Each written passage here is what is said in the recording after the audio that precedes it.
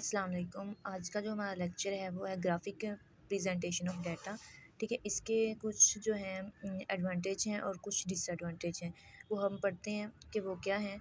Graphic representation में क्या होता है कि हम डाटा को पिक्चर फॉर्म में, इमेज की फॉर्म में, जो है ग्राफ की फॉर्म में रिप्रेजेंट करते हैं। ठीक है, तो फर्स्ट इसका क्या है कि ये कन्वे करता है डाटा व्यूवर्स को in pictorial form. Pictorial mean pictures में, इमेज में की फॉर्म में ये जो है डाटा को प्रेजेंट करता है, व्यूवर्स को दिखाता है पिक्चर्स फॉर्म में। ठीक है, फिर है कि ये मोर इफ़ेक्टिव है देन वर्ड्स।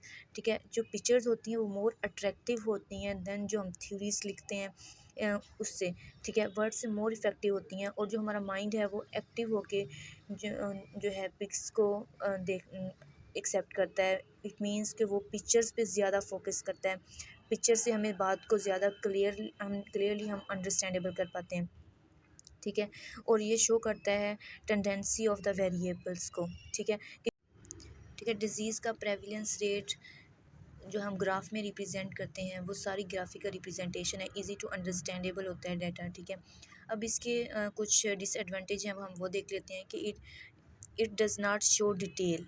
ठीक है, पिक्चर्स में, ग्राफ में डिटेल शो नहीं होती।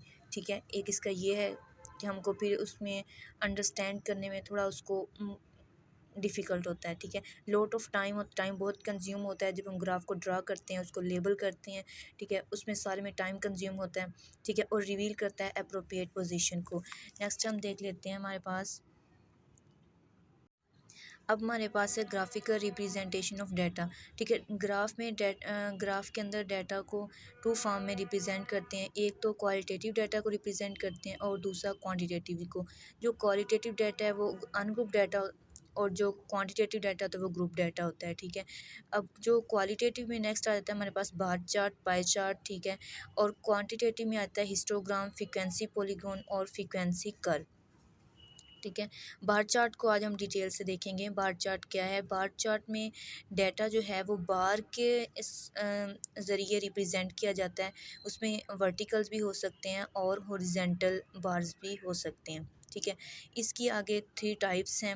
ठीक है, simple bar chart, component, multiple और component bar chart. Simple bar chart हम तब यूज़ करते हैं जब हमारे पास सिर्फ वन क्वालिटेटिव वेरिएबल होता है। ठीक है, कौन सा होता है? One qualitative variable. Qualitative variable क्या था कि जो अनग्रुप डाटा था हमारे पास वो क्वालिटेटिव था। ठीक है, और क्वालिटेटिव वेरिएबल था और उसमें कि हम इसको ड्रा कैसे करेंगे। ठीक है, इसमें देखना है हमने जो भी अपना जो ग्राफ बनाना है उसके अंदर हमारी जो वेरिएबल्स की लेंथ जो है वो तो वेरी कर सकती है। ठीक है, जैसे फॉर एग्जांपल आर्थराइटिस है हमारे पास, तो वो 20% उसकी फ्रिक्वेंसी है, तो कैफोसिस की 30 है।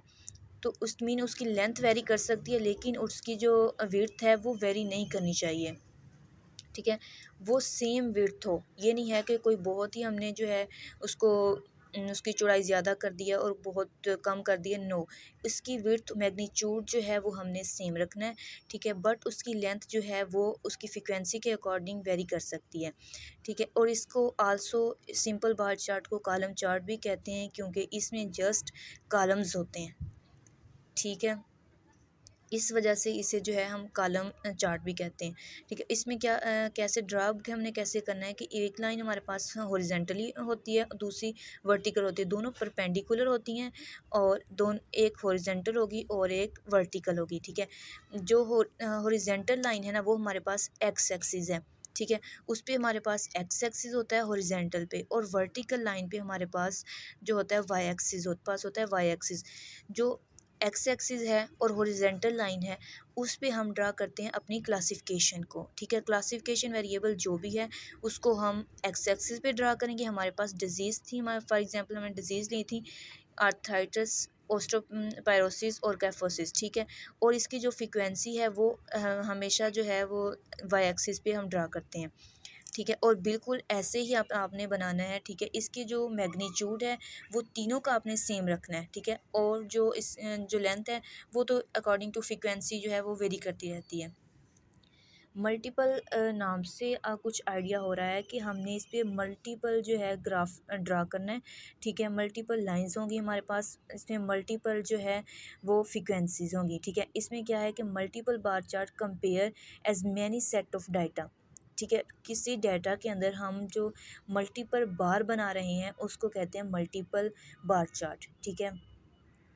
तो इसके अंदर हमारे पास एग्जांपल है नंबर ऑफ़ ईयर्स, ठीक है। नंबर ऑफ़ ईयर्स में हमने देखनी है पेशेंट रेशो देखनी है एड्स की, और दूसरी रेशो है कैंसर की। इनकी रेशो हमने चेक करने के लिए हमने जो है मल्टीपल बार चार्ट बनाया।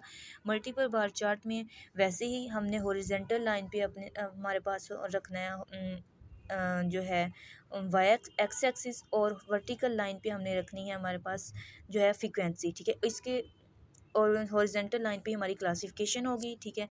अच्छा, मल्टीपल बार चार्ट को हमने प्रेजेंट करने के लिए एग्जांपल ली थी, ठीक है। एड्स और कैंसर के पेशेंट की रेशो देखी है हमने, ठीक है। इतने डिफरेंट ईयर्स में 2012 में, 13 में, 14 में, ठीक है। इसमें हम देख लेते हैं 2012 में एड्स के पेशेंट की रेशो 40 थी। ऐसे ही आपने 40 तक ड्रा करके उसके ऊपर उसमें जितनी उसकी रेशो थी हम वो भी लिखेंगे, ठीक है। अब नेक्स्ट हमारे पास आता है कैंसर की, सेम इसी ईयर में 12 में कितनी रेशो थी कैंसर की, 56, और 2013 में जो डेथ हुई, ठीक है, एड्स से, वो हमारे पास थी 40, और कैंसर थे 39, ठीक है। यूँ बिल्कुल इसके ऊपर आप ऐसे ही ड्रा करेंगे और सेम मैग्नीट्यूड के साथ, ठीक है, और ऊपर जो है हम इसकी रेशो को लिख देंगे, ठीक है। ये हमारे पास आ जाता है मल्टीपल बार चार्ट। अब हमारे पास है कंपोनेंट बार चार्ट। जो component bar chart give multiple frequencies. इसके कंपोनेंट बार चार्ट में मल्टीपल फ्रीक्वेंसीज होती हैं सेम क्लासेस की, ठीक है, और उन क्लासेस की क्वांटिटीज़ को वो को टोटल करके बताएगा, but in the bar of सब डिवाइड सेक्शंस होंगे इसके, ठीक है। नेक्स्ट अब मैं एक एग्जांपल से आपको समझाती हूँ। फॉर एग्जांपल हमारे पास ये कंपोनेंट बार चार्ट की एग्जांपल थी एक, ठीक है।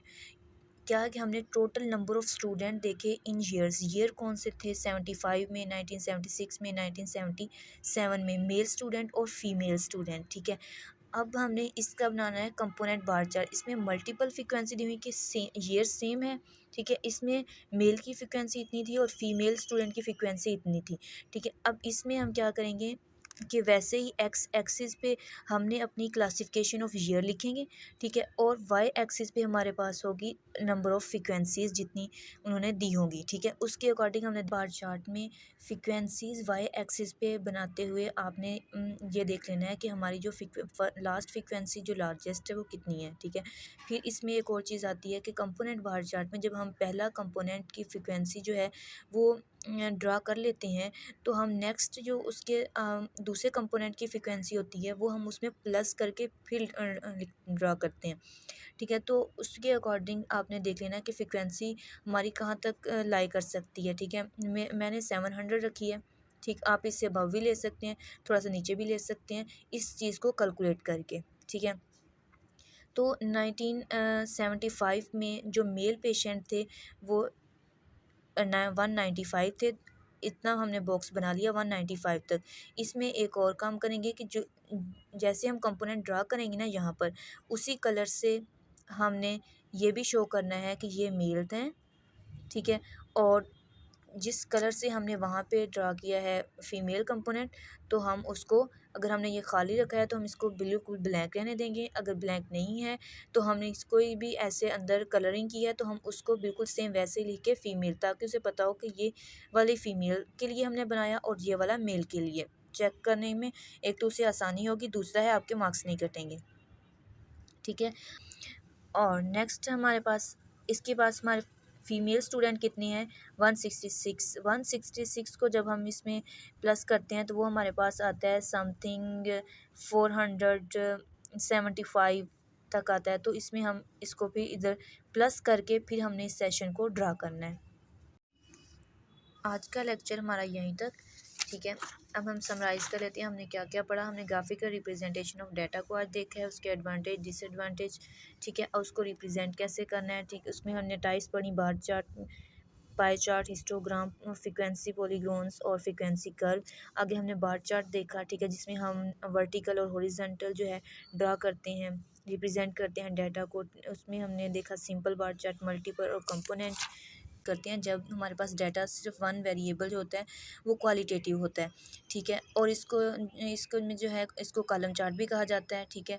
और इसके में जो हम ड्रा करते हुए हमने अपनी विड्थ जो है इसकी वेरिएबल्स की वो इक्वल रखनी है, और जो हमारे पास है लेंथ वो वेरी करती है, ठीक है। और वर्टिकल और हॉरिजेंटली हमने इसको ड्रा करना है, ठीक है। हॉरिजेंटल लाइन पे हमारे पास होगा एक्स एक्सिस और वर्टिकल पे होगा वाई एक्सिस। नेक्स्ट